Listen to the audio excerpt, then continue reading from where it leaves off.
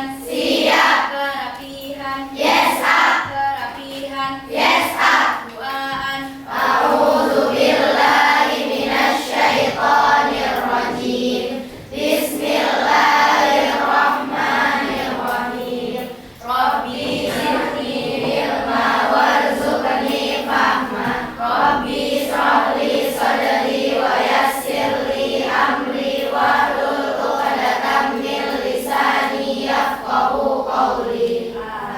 Beri salam. Assalamualaikum warahmatullahi wabarakatuh. Waalaikumsalam warahmatullahi wabarakatuh.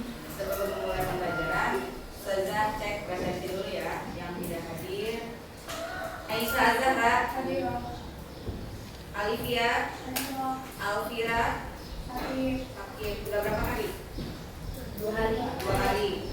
Yang sakit mungkin dalam kondisi kurang sehat, entah itu dia pulang ke rumah atau masih ada di asrama, kita doakan semoga keadaannya cepat pulih dan bisa beraktivitas lagi di kelas ini. Sudah siap kita memulai pembelajarannya hari ini? Nanti silakan dipersiapkan dulu buku dan air putihnya yang masih ada di dalam tas, simpan dulu, silakan keluarkan, simpan di atas meja.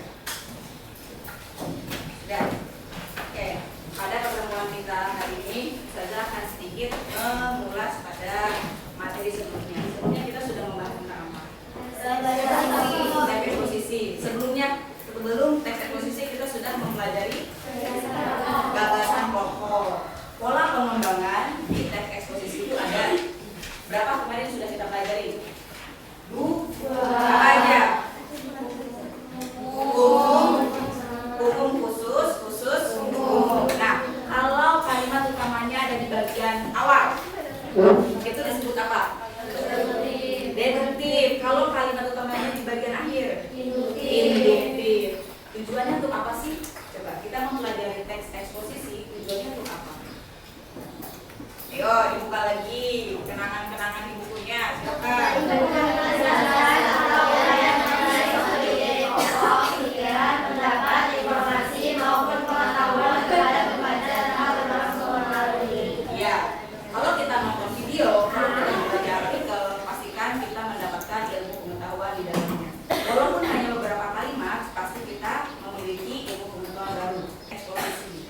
Atau buku matematika yang sehari-hari kalian buka, semuanya itu mengandung ilmu pengetahuan. Jadi bukan hanya bahasa Indonesia saja. Nah, sekarang Ustazah akan menyampaikan alur pembelajaran kita hari ini. Tadi sudah sedikit mengulas. Nanti kalian akan berkelompok dengan teman sebangkunya melanjutkan tugas yang kemarin belum selesai. Nah, lalu kita akan menyimpulkan isi dari teks eksposisi. Terus kita akan mempresentasikan hasil diskusinya, ya. Ya, sekarang simak tayangan di depan dulu.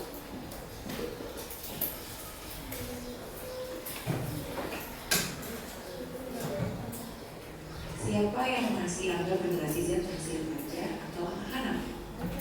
Karena sebagian besar dari mereka sudah jelas salah dan hati-hati, sebentar lagi mereka akan mengambil alih kendali dari para milenial. Oke, sebelum kita mulai ke intinya, siapa sih generasi Z? Generasi Z adalah generasi yang lahir setelah kelompok generasi milenial, lahir pertengahan 90-an sampai pertengahan tahun 2000-an. Pada tahun 2010 saja jumlah mereka sudah lebih dari 68 juta orang. Usia tertua dari generasi ini sudah masuk ke dunia kerja. Kalau kita buka data, bakal kelihatan bagaimana karakter generasi Z akan membentuk dunia kerja yang sama sekali berbeda dari generasi sebelumnya.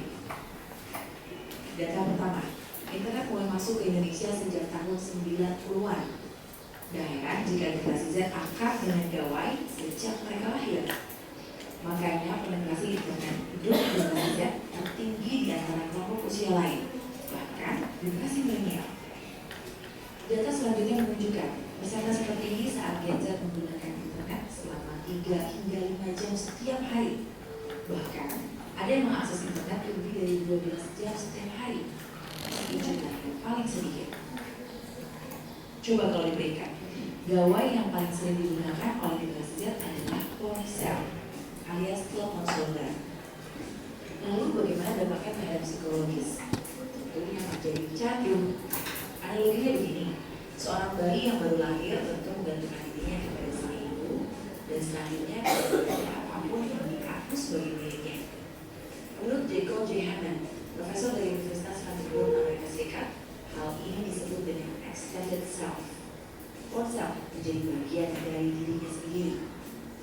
Tapi ketergantungan generasi Z terhadap ponsel tidak selalu berarti negatif.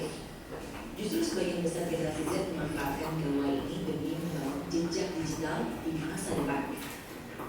Cara berinteraksi generasi Z juga dipengaruhi oleh ponsel dan media sosial. Akibatnya, mereka memiliki rasa kesepian lebih tinggi. Itulah sebabnya di dunia kerja pun generasi Z lebih peduli terhadap privasi mereka dan bagaimana mereka bisa mengerjakan semuanya sendiri. Perusahaan idaman bagi mereka adalah yang bisa menyediakan berbagai ruangan berbeda untuk pribadi dan untuk kolaborasi. Karena mulai teknologi sejak lahir, generasi Z juga terbiasa multitasking. Jalan tempat kerja adalah perusahaan modern agar pekerjaan selesai lebih cepat.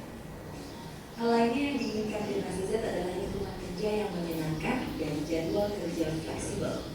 Uniknya, generasi Z akan memikirkan pensiun sejak pertama mereka bekerja. Bagaimana menghabiskan uang dan apa yang akan mereka lakukan setelah pensiun. Visioner juga ya. Ngomong-ngomong soal wirausaha, survei terbaru menunjukkan hampir sepertiga generasi Z tahun ini memilih menjadi pengusaha daripada menjadi karyawan. Tapi survei lain juga menunjukkan kalau generasi Z ada juga yang bercita-cita menjadi gamer profesional atau bahkan YouTuber. Sudah banyak juga perusahaan yang beradaptasi dengan perilaku mereka. Salah satu pionirnya adalah Google. Dia berhasil membangun segala fasilitas dan keleluasaan waktu yang membuat karyawan betah bekerja.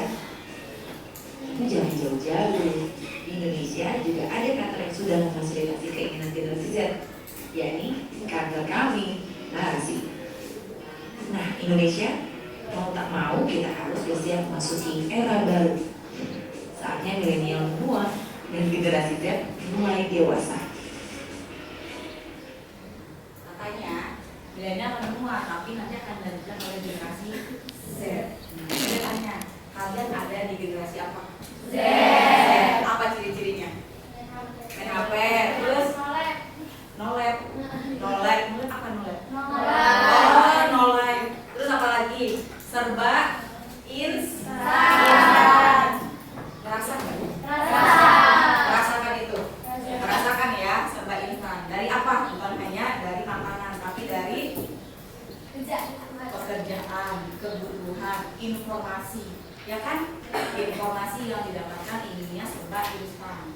Apapun yang dilakukan maunya instan. Jadi kurang sabar, merasa kurang sabar tidak? Iya.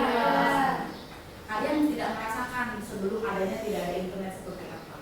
Nah, beberapa hari yang lalu WA sempat down.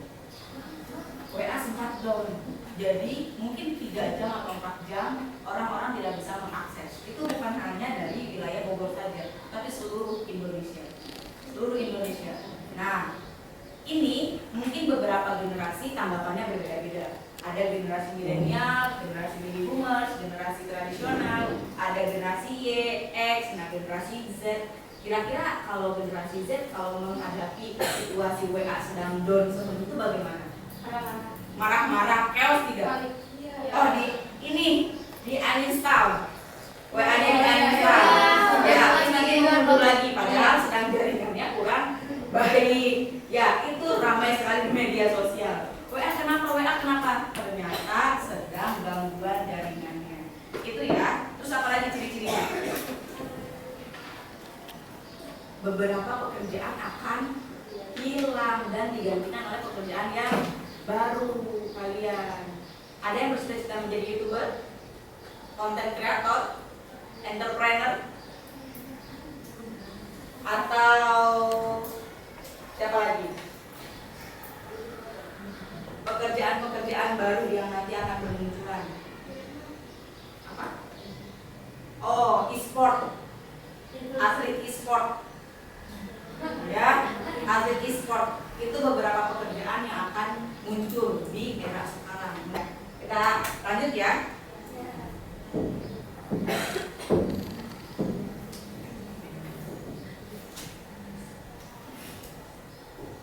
Ada 3 di sini media yang dapat kita pakai untuk memperoleh informasi.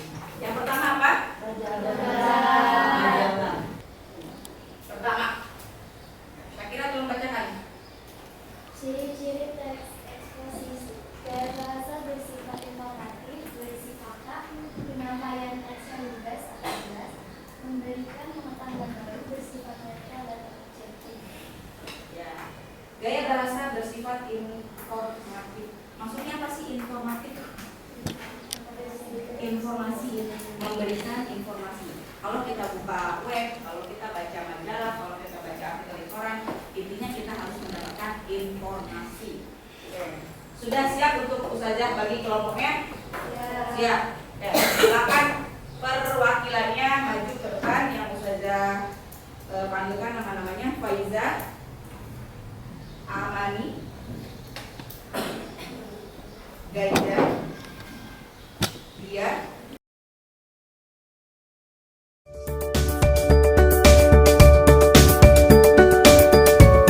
Yang menyimpulkan, lihat dulu di bagian teksnya ada berapa paragraf. Di masing-masing teks ada 4 paragraf. Ya. Sudah selesai menemukan gagasan pokok? Sudah. Ada tidak menemukan gagasan pokoknya dia bagian induktif? Atau semuanya deduktif semua? Deduktif semua. Oke, di bagian simpulan ini ya ada 2 orang, ada 3 orang. Silahkan dibagi untuk mengerjakan paragraf 1 bagian siapa, paragraf 2 bagian siapa, dan paragraf 3 bagian siapa.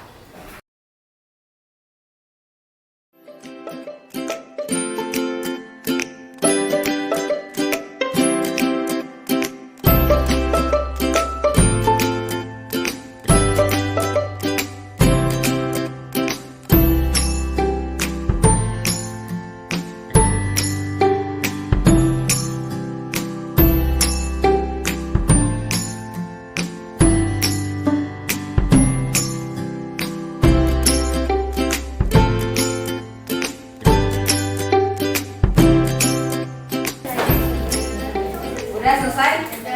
Udah.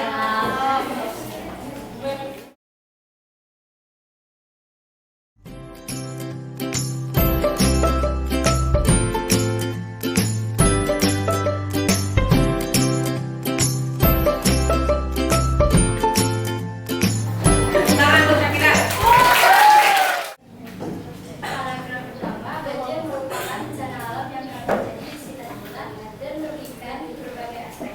Paragraf kedua, banjir membuat bangunan atau kawasan rusak sehingga menyebabkan kerugian materi. Paragraf ketiga, pemerintah membuat RPJMD dan melarangnya serta menyebabkan penularan hepatitis A dan sebagainya serta kematian. Paragraf keempat, dampak negatif banjir yaitu merusaknya pertanian yang menyebabkan pasokan pangan terganggu dan juga mengakibatkan kenaikan harga. Ada berapa paragraf? Ada 4. Ada yang mau memberikan tanggapan kepada Syakira? Silakan. Atau pernah rumahnya terkena banjir? Siapa? Untuk berapa hari? 1 hari. 2 hari. 2 hari untuk menyampaikannya. Silakan. Ada yang mau menanggapi? Ada berbagai aspek katanya. Di aspek apa tuh yang mengganggu kesehatan? Paragraf berapa? Paragraf ketiga. Ya, terima kasih. Saya kira beri tepuk tangan. Yang lain? Tidak? Tidak?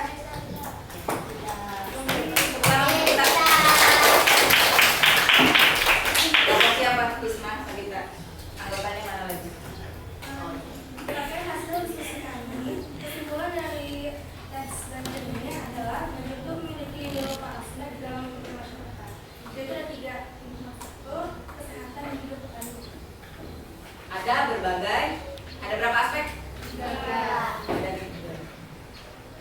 Di dalam lembaga pendidikan terkena dampaknya. Tenang. Terima kasih Dita. Tepuk tangan ya, tutup Dita.